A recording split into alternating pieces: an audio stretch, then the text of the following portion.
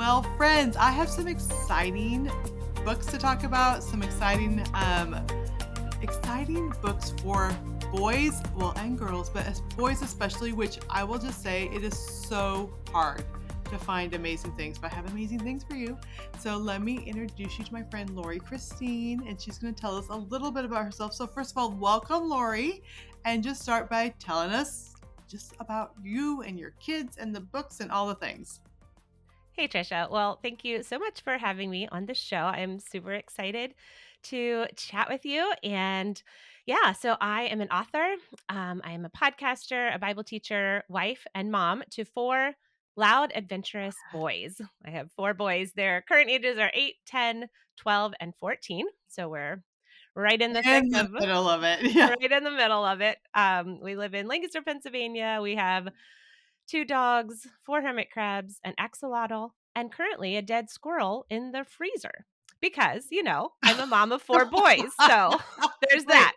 Okay, wait. How did the squirrel get in the freezer? Oh, it's an interesting story. One of my sons, who we are homeschooling this year, he is into like taxidermy and hunting, and just he's been watching videos about how to tan hides and that kind of thing. So he found, and I hesitate to say this, but it's just there it is.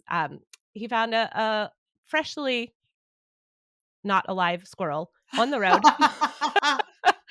and said, "Oh, Dad, can I take it home and skip?" So he bagged it up, brought it home. He was working on, so for several days, it was in my refrigerator.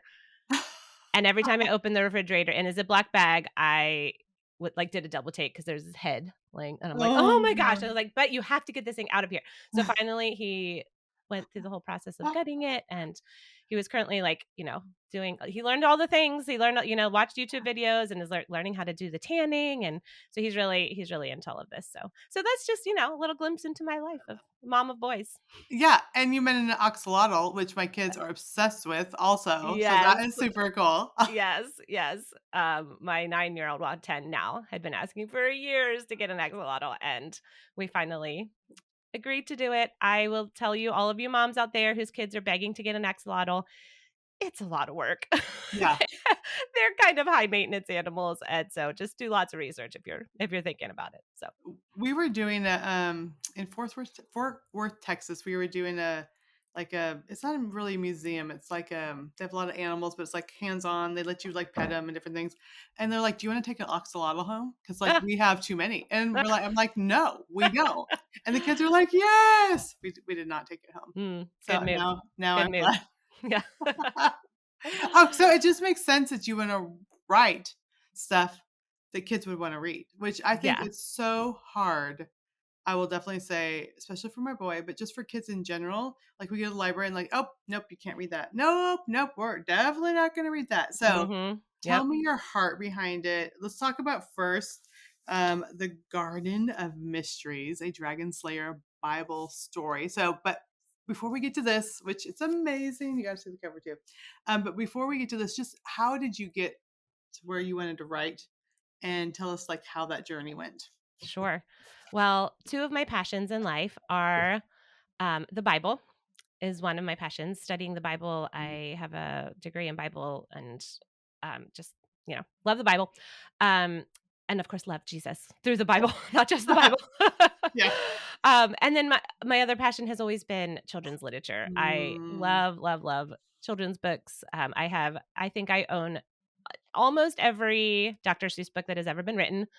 Um, just love children's literature, love middle grade. As my kids got older, like we read through all of the Chronicles of Narnia, we read through all of Mhm. Harry Potter, we read through just book after book after book. Like my philosophy is just we can never have too many books in the house. I Um, agree. you can see my bookshelf behind me. I mean, Uh-huh. this is only I think we have a bookshelf in every room of the house. I counted the other day and I was like, yeah, every single room has a bookshelf, which I just love. So I've always loved books. I actually studied writing in college.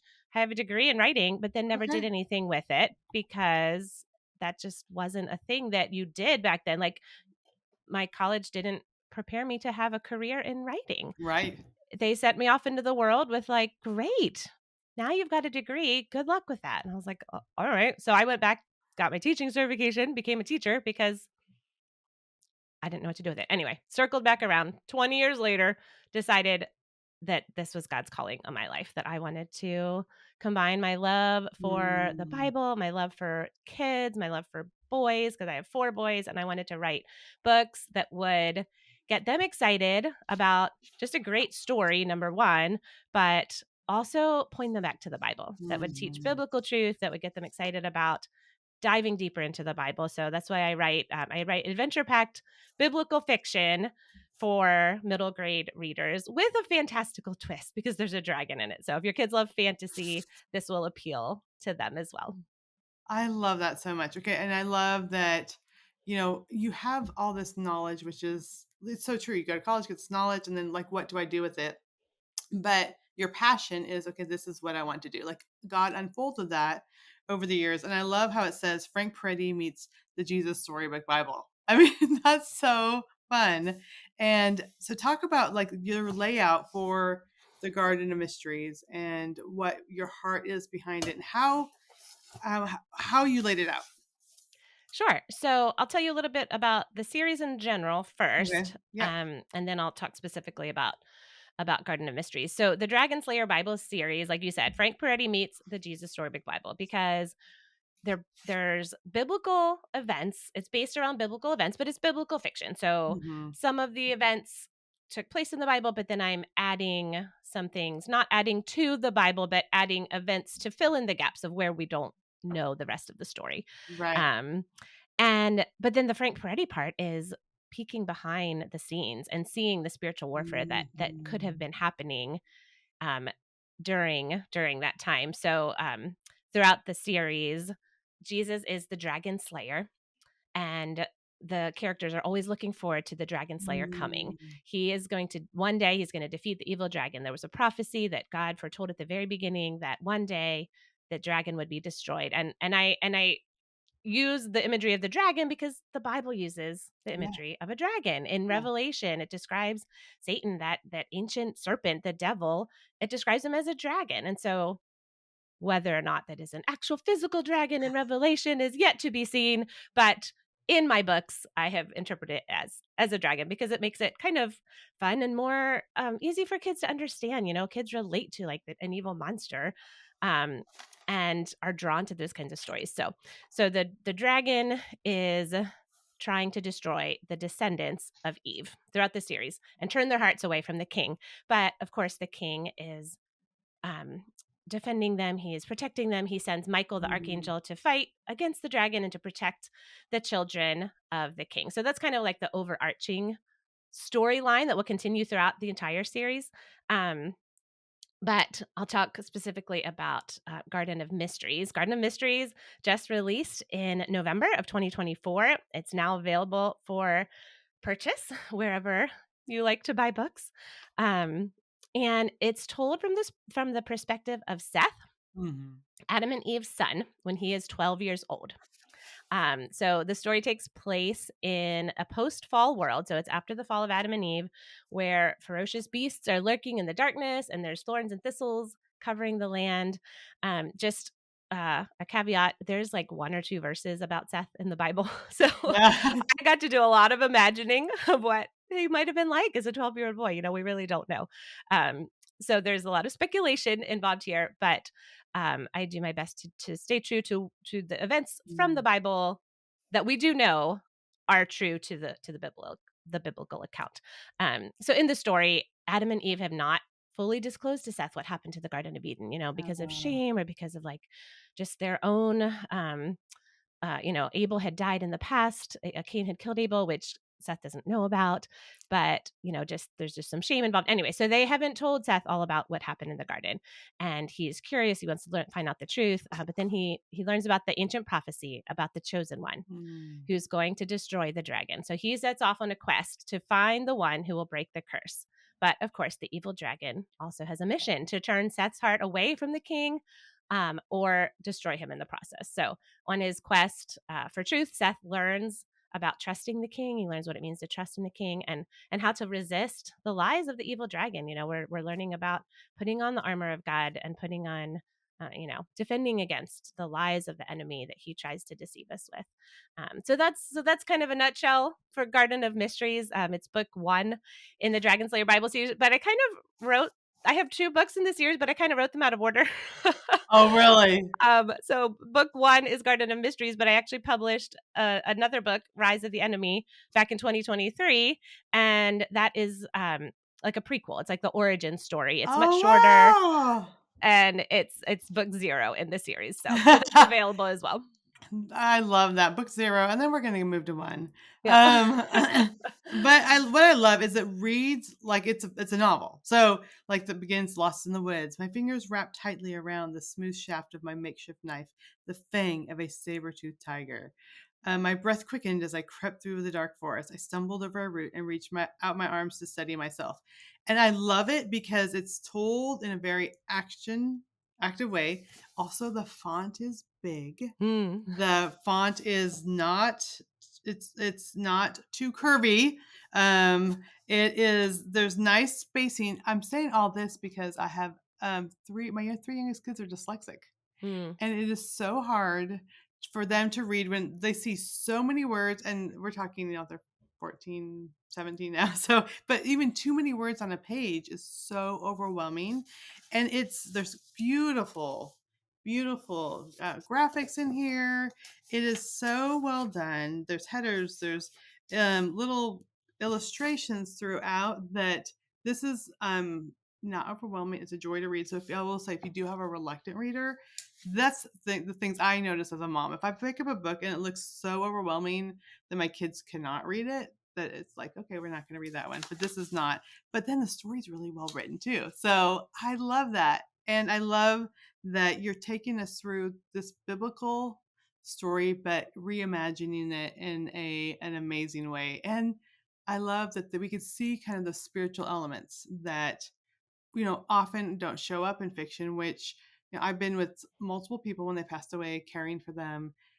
There's light and darkness. Like, there is spiritual elements. My grandpa, he was seeing the spiritual world. And I felt like Mm. when we walked to that room, there's like angels all around me. Like it Mm. was like I would peek over my shoulder to sure I would see an angel because it was so strong. I think sometimes the veil is thinner than at other times, but like all this is around us. And I think sometimes it's hard for us to, first of all, explain biblical stories and then even explain the supernatural elements. But you were able to kind of weave it in a way that will get the kids interested, excited, easy to read, but also the conversations that we could have later about biblical truth. So, talk about that, because I think that is the amazing part when we can see a message in a story. And of course, that message is the theme and what we can take to heart, but then we could carry that on. Yeah, that's my goal. That's my passion and my prayer is that conversations will happen afterwards. That conversations will continue as you're either reading the story with your kids or if they're reading it on their own, that they'll come to you and be like, well, wait a minute. I didn't remember learning about that. Like, Mhm. did that really happen in the Bible?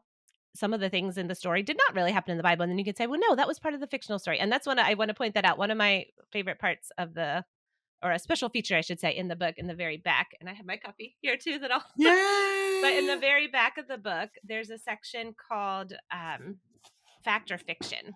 So I want to be very clear. My goal is not to deceive anybody. I don't want to like pull the wool over your eyes and be like presenting something as biblical truth that isn't. So in the back, you can go through and each chapter it goes through like what is biblical fact? Where can I find this Mm. information in the Bible? Or is this something that the author made up? And I go through piece by piece very clearly like yeah, Territorns were large prehistoric vultures with a wingspan of up to 20 feet. Like they were real. Amazing. So, Amazing, yeah. I love that. And yeah, we have an enemy, the devil, who is seeking to devour us. And here's the verse where you can read about that.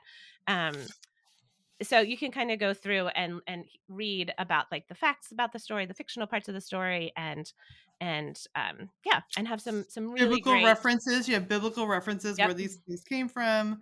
And I just even love things like the word quest. Let's explain what a quest is. Or when we read about Adam and Eve and their huge mistake, that's in Genesis 3. I love this. This is just like helps you to take it to a different level with, again, you can get God's word out and say, well, let's compare it. Let's read what this novel says and let's read what God's word says. And Yeah.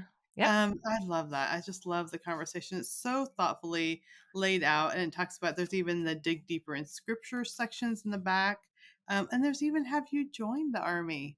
Talk about that a little bit, because like when I saw that, I'm like, oh my goodness, I love this so much. So explain that part.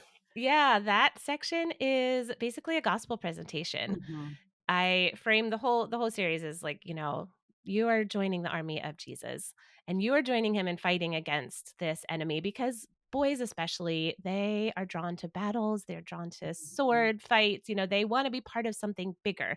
So why not present to them like here is this epic battle of good versus evil and you can be part of it and you can join Jesus in this battle Mhm. against the evil dragon. And so the have you join the army part is a gospel presentation. It clearly lays out the gospel. It goes through different Bible passages and just shows them what does it look like to trust in Jesus? What does it look like for Jesus to be your savior and for him to take the punishment for your sins? And talks about how he died to take our punishment, and so a very clear presentation of the gospel. So that's what that part is too. And I don't know if you were going to mention this or not, but there's also a devotional, a companion devotional that goes along with this book. Is Yeah. it okay if I talk about that for a second Yes, too? absolutely. Tell us all the things. Yeah. Yeah. So there is a companion devotional that goes along with the book. It's called Garden of Mysteries, a devotional, Yeah. Dragon Slayer devotional. It's just the companion devotional, and it looks since we're on video here, I'll show you. Yeah. So it looks Yeah. Yeah. looks like Yeah.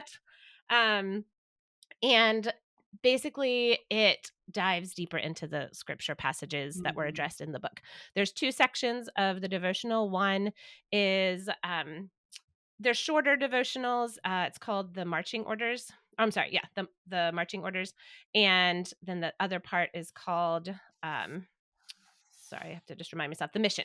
So we have the mission and the marching orders. And the mission is shorter devotionals that actually relate directly back to the story. So it'll say, like, in the Mhm. story, Seth was afraid because he was out in the woods alone, and and then it talks about fear, like the topic of fear. But then the second part, so there's 6 devotions in that section, and then the second section are deeper Bible studies. There's scripture Mm. passages. It's diving in a little bit deeper into the scriptures. Like, what does the Bible actually say about Adam and Eve, and how, what does it mean to be created in God's image?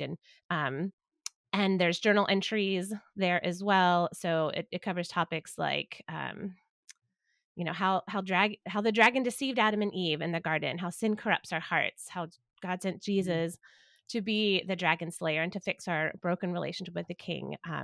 But there's also some fun parts as well. There's a smelly troll in the devotional. I love it. So it still appeals to boys. There's some narrative, there's some storytelling in the devotional itself as well that makes it engaging for kids to read. I love it. Okay, so did you test it out on your kids before? Did you wait and unveil it and show it to them? Some of both. Yeah, Yeah. this book has gone through so many different transformations over the past year. It's unbelievable. But yes, I've read it to them. Some of them are more avid readers than others. So some have read on their own, some I've read it to them. Mhm. And yeah, yeah. So it's kind of a little bit of both. I do some testing as we go, but then once it's finally Mhm. finished, I'm like, all right, guys, we're gonna sit down and read this. Like, but we already did that. I'm like, no, but now it's finished. Now I we have to love do it that. again. Yeah. Oh, I love that. Okay. Then there's something else I want to mention. In the back, it says courageous warriors. Getting tongue tied here. And my special thanks to these courageous warriors and their families for helping to make this book reality. What does that mean? Because it has all these names of kids, I Yeah, you think. I probably don't know. recognize some of those Yes, I do names. recognize some of these names. So I kickstarted this book back in April of 2024, and those were the families that supported me at a certain level who just helped to make the book a reality. So they backed my Kickstarter campaign. They got early copies of the book, and the level that they supported at included getting their kids' names in the back of the book. So that's, I Which, mean, how like, the fun is that? kids, I'm sure, are, like, so excited to see their Yeah. names in a book. Yeah, I feel like as an author, and you probably feel the same way, like, I'm kind of jaded of like, my name's in a book, what a big Yeah, deal." yeah. But kids feel like that's so exciting. So, anyway, that's what those names are. I love it. Okay, so you talked about, like, all the different versions, and we have, the book and then the Bible study. Like, what was the most difficult thing when it came to sitting down and writing it? So, as I said, this book has gone on quite a journey. It started as just a simple retelling of Adam and Eve in the Garden of Eden. And it was a narrative, it was a creative retelling, but that was the story. That was probably last no, November, maybe about a year ago. Then Okay. I sent the book to Tim Shoemaker, who I think you know, um, to do an edit for me, or like a just to give me some feedback. And Yeah. he was like, if you were writing for girls, this would be spot on. This would be great. But since you're writing for boys, I'm not sure if you quite hit the mark, because he was like, everybody knows that Adam and Eve were naked, and you just can't get around that for 10-year-old boys. And I was like, So true.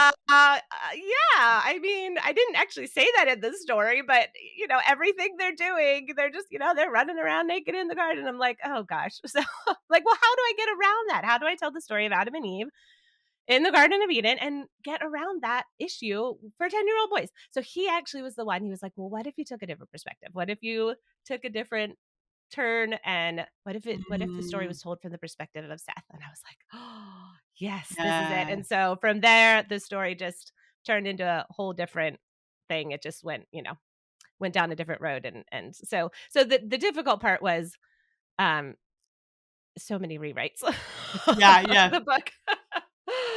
But it was fun, and I knew it was a much better, and I knew it would end up being a much better story in the end, and I was so thankful that I ended up going down that road, even though it was a lot of work. And really you need that different perspective because like the 12-year-old boy being the main character is also something that's going to relate to them. Absolutely. And I Yep. think and it's girls will go along with stuff that's interesting and exciting. My 5, almost 6-year-old granddaughter loves all the Chronicles of Narnia, and like she will listen to more action-packed or boyish books. But to capture boys, like they need to like feel like they're represented and they're in there, and it's so true. I mean, we have 3 sons and 7 daughters, and so my 2 sons are adults in their 30s, and then we have a 14-year-old. We have all these girls around, and he makes the most noise, the most like I'm like, do you have to burp that loud Mm, in the middle of the kitchen? Like all this stuff all the time. The girls are like, ew, ew, ew. But he's gonna love this. Like he is absolutely gonna love this. And I think mm. like you really need to, I don't know, get something that's gonna be interesting enough that's going to capture the attention. I think you've absolutely done it, and I'm so excited about this. I cannot wait for the feedback. Okay, so what else is in store? Tell us all the things. Sure. So, yeah, I have a whole series planned. This is kind of the book one. There is also, as I said, there is book 0, which was published last year. It's called Rise of the Enemy. By the way, you can get a free ebook copy of Rise of the Enemy on my website, Oh, awesome! dragonslayerbible.com. So, yep, you can download a free copy of that, which is kind of like the prequel, and you see when um it's based on Revelation 12, when there was a war in heaven, and the Mm, dragon and his angels fought against Michael and his angels, and the dragon was kicked out of heaven. So that's the scene for the prequel, for the origin story. So you can grab that free copy at dragonslayerbible.com. But then my plan is to continue through the whole story of the Bible. Now, mm. obviously, we won't cover everything. There's probably There's some like very difficult subjects to talk about. well, and, I mean, I've got 50 books planned in the series. I might be like 100 by the time I finish writing them. No, Yeah, I'm yeah. kidding. Yeah, I'm hoping to have maybe 5 or 6 more books in the series, but it will continue the whole way through Revelation to, well, first to when the Mm, dragon slayer comes, when Jesus comes and defeats the dragon, but then finally at the end when the dragon is chained and thrown into the pit of fire. And so it will come full circle. But the next book that I'm planning, the next book in the series, I actually have drafted, and I'm working on. Just drafted the first couple of chapters, and have an outline. But it will be the story of the flood, but it will take place 80 years prior to the flood, 88 years prior to the flood, when Shem is 12 years old. So you kind of see a theme oh, here. so cool! Oh my gosh, I love So that. lots of 12-year-old boys that are I pretty much all my characters are going to be 12-year-old boys. But yeah, so Well, it'll pretty be much every biblical male was at one time 12 years old. right, And there was a right. lot going on in their lives. Yeah, Jesus was left at the temple when he was 12 years old, that's or right. Yeah, when he supposed was to be 12 left years at old. the temple. Yeah. Yeah. So Okay, Yeah. this is really cool. So, Okay, then you're um gonna need trading cards to go with all these 12-year-old oh, boys. that would be fun. Yes, that would be a lot of fun. So yeah, so that'll be the story for that.